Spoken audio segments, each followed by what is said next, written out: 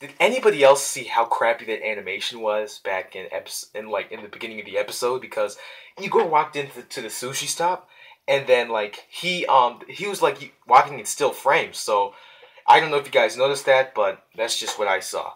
And this episode makes a really big perspective. It focuses more on the development of the Russians and where they came from, but more importantly, Verona. Apparently, Verona is a Russian, just like Igor and Simon and everybody else. And she is the biker that almost cut off Salty's head, or not almost, but let's see, supposedly. And Verona, she's the daughter of this Russian guy, this Russian boss named Dragon, and Ivan, and they are just going and tying up loose ends, like somewhere in some sort of forest or something, and they're talking about Verona and Sloane. And those are their allies. I don't really think those are their names because that's what they said. That's their code names.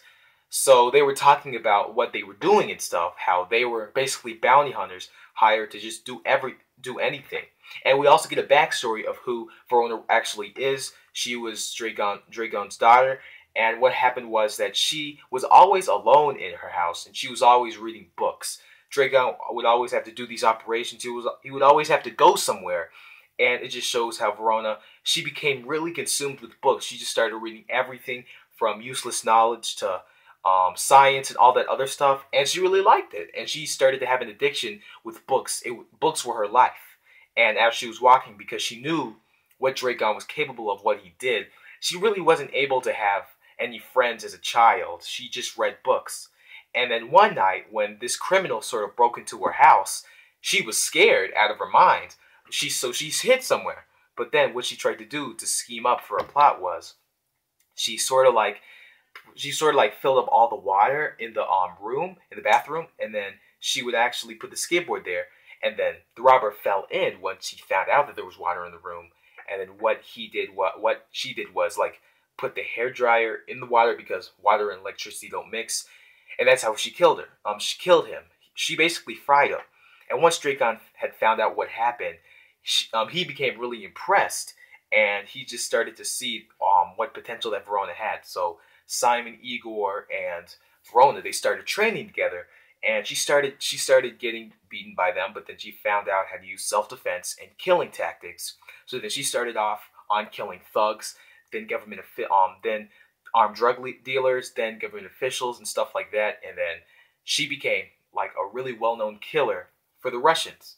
So then that's why she was ordered as like a hitman with Sloane in order to do this stuff. So then we go back into our episode after that backstory, and we see how Verona was actually trying to kill.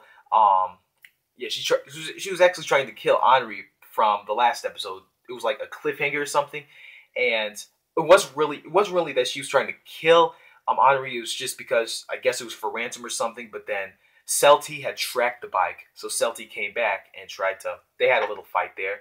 But then once Verona found out that Celty wasn't abnormal, she pulled out like this anti-material sniper, and then she shoots, and everybody in Ikubukuro just heard the sound, and basically blew Celty away. So I don't know why someone would have that kind of weapon in the back of their truck. She said because it was a crisis, but yeah, really good to have a sniper in the back of your car for situations like this.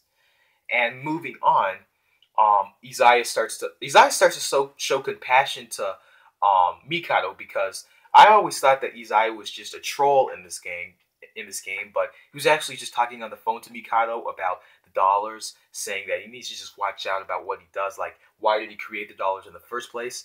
And he gave a bunch of good reason and compassion to Mikado, which I've never seen before. So it was really interesting to see that Izaya showed this character. And in the next episode that we see in the promo, apparently it goes back to Chikage, and apparently the episode is called "The Ladies' Man Has No Money Nor Power." So I'm really excited to see how that episode will turn out. But tell me in the comments, what did you think about Verona turning into this high-skilled killer, and does she have any good personality about her? Tell me in the comments below, and what do you think about Izaya showing compassion as well? And that's it for me today. Thank you guys so much for stopping by. If you guys like my review, be sure to subscribe if you're new. And until we meet again, see ya.